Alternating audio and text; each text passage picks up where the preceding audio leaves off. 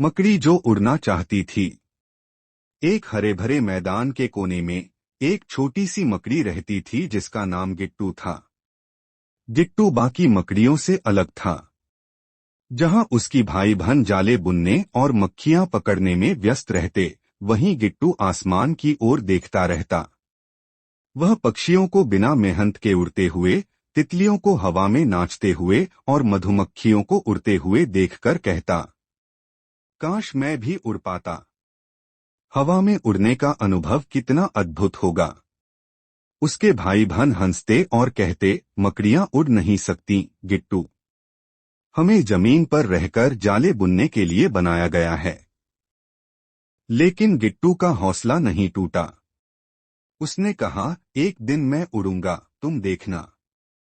अपने सपने को सच करने के लिए गिट्टू ने मदद लेने की सोची।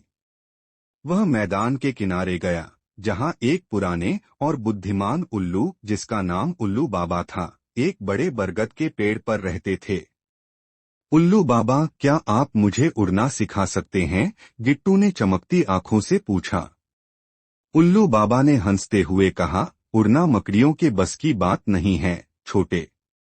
लेकिन अगर तुम्हें दृढ़ निश्चय है तो मैं तुम्हें एक सलाह दे सकता हूं।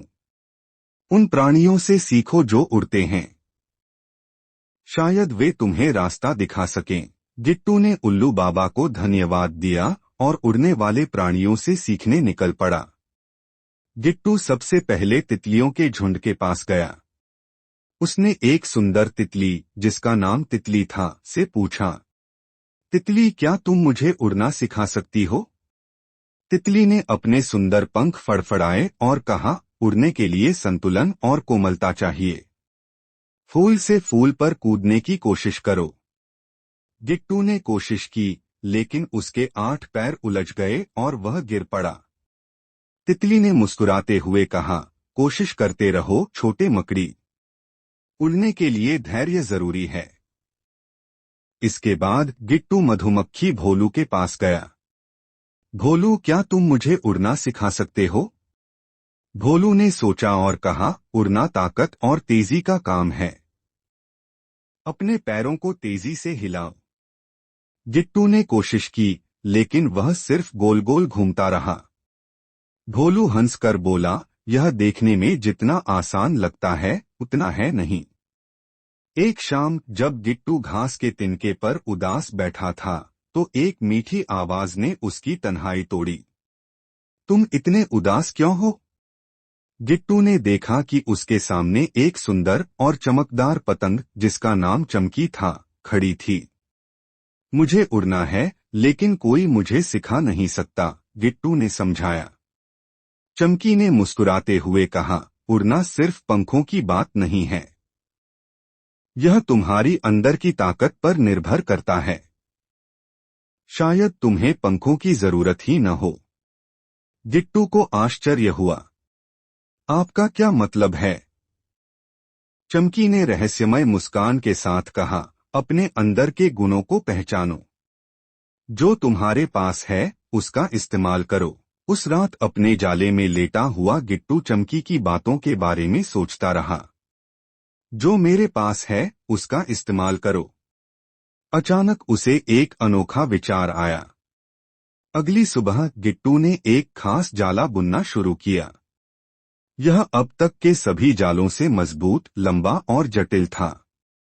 उसके भाई बहन उसे देखकर हैरान थे। जब जाला बनकर तैयार हो गया तो गिट्टू उसे एक ऊंचे घास के तिनके से जोड़कर बैठ गया। अब वह हवा का इंतजार करने लगा। जैसे ही हवा चली, जाला धीरे धीरे हिलने लगा। गिट्टू ने अपने जाले को कसकर पकड़ा और दिल की धड़कनों को तेज होते हुए महसूस किया। फिर अचानक एक तेज हवा के झोंके ने जाले को हवा में उठा लिया और गिट्टू उड़ने लगा। मैं उड़ रहा हूं, गिट्टू ने खुशी से चिल्लाया। नीचे की दुनिया छोटी और खूबसूरत लग रही थी। पक्षी चहचहाकर आश्चर्य व्यक्त कर रहे थे, तितलियां अपने पंख थपथपा रही थीं और भोलू खुशी से भिनभिना रहा था। यहाँ तक कि उल्लू बाबा भी अपनी शाखा से देखकर मुस्कुरा रहे थे। जब हवा ने गिट्टू को वापस जमीन पर उतारा तो उसके भाई बहन उसके चारों ओर इकट्ठा हो गए। गिट्टू, तुमने कर दिखाया, वे चिल्लाए। तुम सच में उड़ गए। गिट्टू ने गर्व से कहा, मुझे पंखों की जरूरत नहीं थी। मुझे बस अपने ऊपर विश्वास करना था और अपने खास गुणों का इस्तेमाल करना था।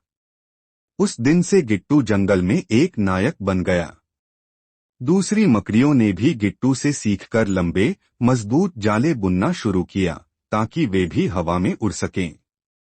गिट्टू को गर्व था कि उसने न केवल अपना सपना पूरा किया बल्कि दूसरों को भी प्रेरित किया। कहानी से सीख, आपको हर किसी की तरह बनने की जरूरत नहीं है।